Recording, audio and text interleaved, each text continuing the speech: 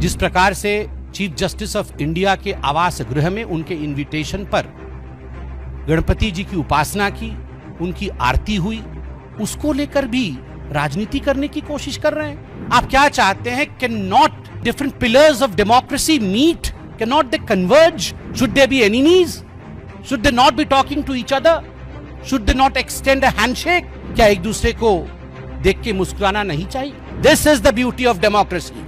तभी तो हम दूसरे राष्ट्रों से अच्छे हैं। जिस प्रकार से पहले डॉक्टर मनमोहन सिंह बतौर प्रधानमंत्री इफ्तार की पार्टी रखते थे, क्या उसमें चीफ जस्टिस नहीं आते थे? कुछ नेताओं ने कल माननीय प्रधानमंत्री जी ने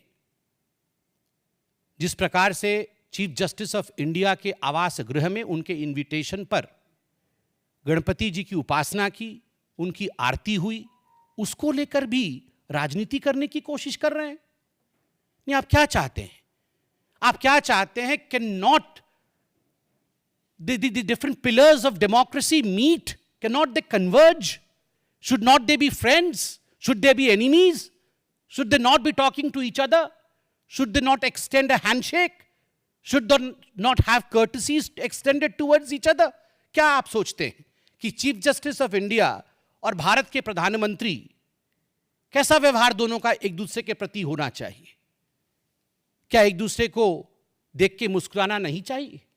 क्या एक दूसरे के प्रति सद्भाव नहीं होना चाहिए? This is the beauty of democracy. तभी तो हम दूसरे राष्ट्रों से अच्छे हैं।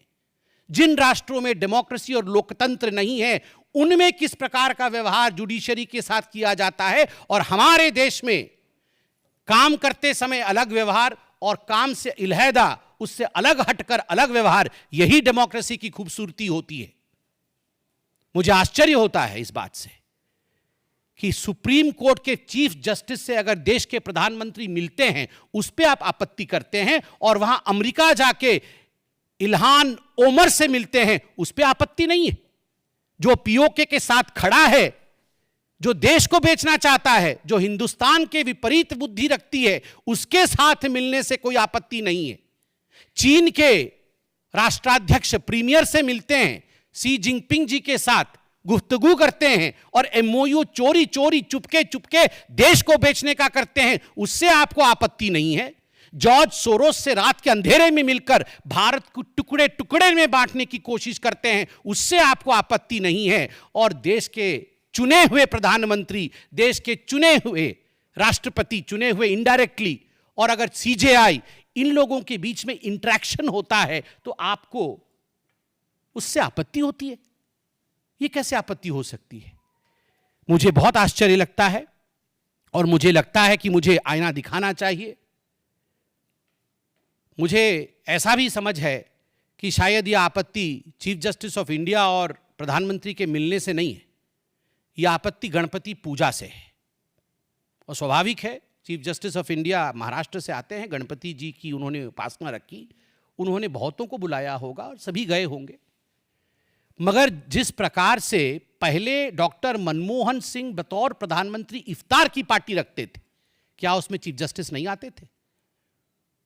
जब इफ्तार पार्टी में चीफ जस्टिस और प्रधानमंत्री मिल सकते हैं और बैठ सकते हैं, गुफ्तगू कर सकते हैं, they can break breads together, उस समय जब एक टेबल पर बैठ के दोनों की बात हो सकती है, वह भी एक त्योहार है, यह भी एक त्योहार है। दोनों त्योहारों के बीच यह पार्थक्यता क्यों है? और आज जैसे मैंने बेवकूफी शब्द का इस्तेमाल किया, वैसे ही मैं कहूंगा that there are some silly, sold out, so-called seculars who will object to such kind of courtesy visits.